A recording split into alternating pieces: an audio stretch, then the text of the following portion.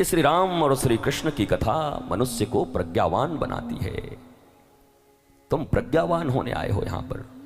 ये कोई अनुष्ठान नहीं, एक उपासना नहीं, कोई कर्मकांड नहीं कि आ गए मुंह उठाए और तिल और जौ लेकर के स्वाहा स्वाहा 2 बार करके चले गए, हमने यज्ञ कर दिया।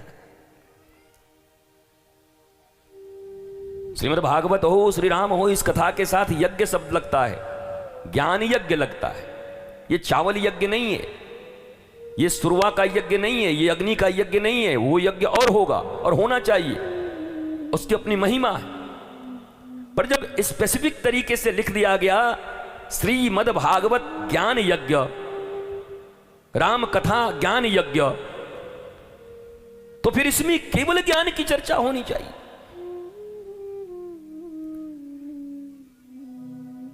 वेदों में 1 लाख श्लोक हैं जिसमें 80,000 कर्मकांड के, 16,000 उपासना के और 4,000 ज्ञान के हैं। पर याद रखो, उन 4,000 ज्ञान कांड को पढ़े बिना तुम चाहे जो कोई भी हो, तुम्हारा मंगल होने वाला नहीं। बड़े कर्मकांडी होगे तुम, बड़े बड़े यज्ञ किए होगे तुम, तुम्हारा कुछ नहीं होगा। धुआं से मुंह काले हो जाएंगे तुम्हारे बस। उपासना 16,000 है और जो फाइनल पढ़ाई है वो 4,000 श्लोक हैं ज्ञान कांड के। उससे तो भारतीयों का कोई मतलब ही नहीं है। यहां डोरा बांध दिया, वहां छूट लिया, वहां निकल लिया, वहां चढ़ाई दिया, वहां निकल गए, वहां अबीर डाल दिया, वहां चावल डाल दिया।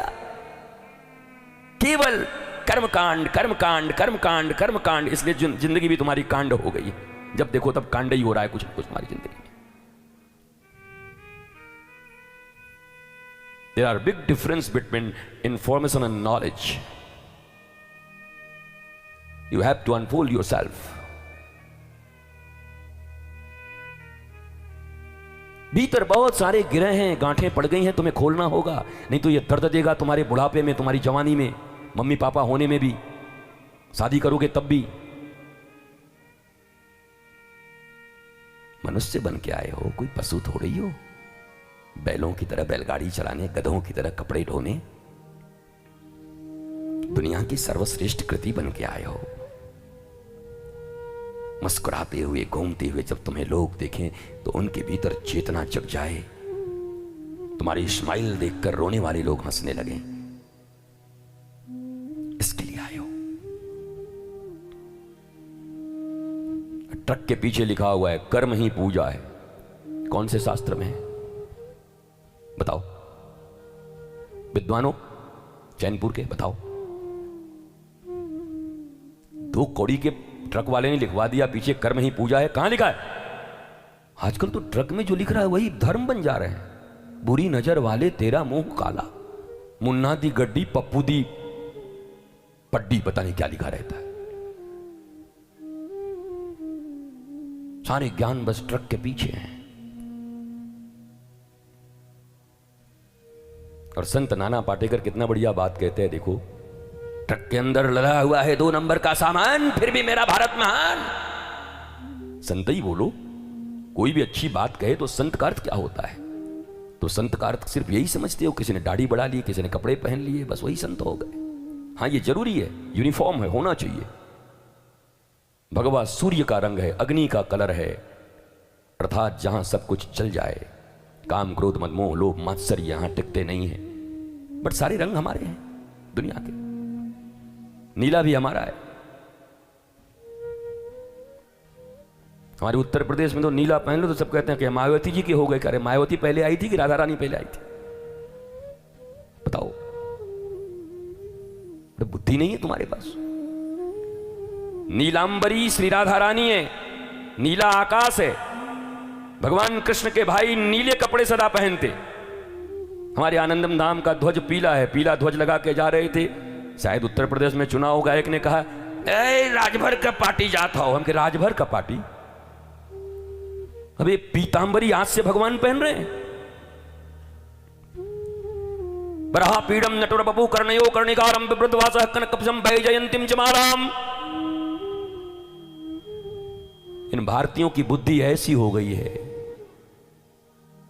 ये अंग्रेजों के पिट्ठू, अंग्रेजों के गुलाम, मैकोले की शिक्षा पढ़ पढ़ के इनकी बुद्धि इतनी हो गई है।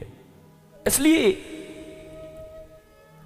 सारे रंग तुम्हारे हैं, सारा कलर तुम्हारा है। इंद्रधनुष पहले से बनता है, कोई आज से थोड़ी बनता कि कांसीराम जी और मायावती जी के आने के बाद इंद्रधनुष बनना शुरू हुआ है। उसके पहले बनता ही नहीं था। 7 कलर हैं, सूर्य से निकले हैं। हरा कोई और ले गया, नीला कोई और ले गया, पीला कोई और ले गया, लाल कोई और ले गया। हम खाली भगवा बचाए चल रहे हैं, यही हमारा है भगवा। अरे सब हमारे हैं। कबीर दास की काली कमरिया चढ़ो न दूजो रंग, सूरदास की काली कमरिया चढ़ो न दूजो रंग। वो काला रंग भी हमारा है। रंग बांट रहे हैं, ज्ञान के अभाव में रंग बांट रहे हैं। अधजल गगरी छलकत जाए, रंग नहीं बांटने। ये सारे रंग हमारे हैं। कंकर कंकर संकर है, कड़कड़ में भगवान है। और मैंने तुम्हें पहले ही कहा, तुम्हारे पूजा घर से, रसोई घर से, बेडरूम एंड वॉशरूम, हर जगह भगवान बराबर है। हरि व्यापक सर्वत्र समाना। बाथरूम में बैठे बैठे ही अगर प्रेम के अश्रु गिर गए तो वहीं प्रकट हो गए। और नहीं, पूजा घर में बैठ करके सिर्फ अपने 1 2 का पर 4 2 का 1 अगर चिंतन चलता रहे तो कौन भगवान आएगा तुम्हारे पास? बताओ, कौन से भगवान और कौन से गुरु आएंगे तुम्हारे पास? भारत की दशा और दिशा बिगड़ गई। सो कॉल्ड बेईमानों ने पैसे रख करके अपने आप को श्रेष्ठ साबित कर दिया।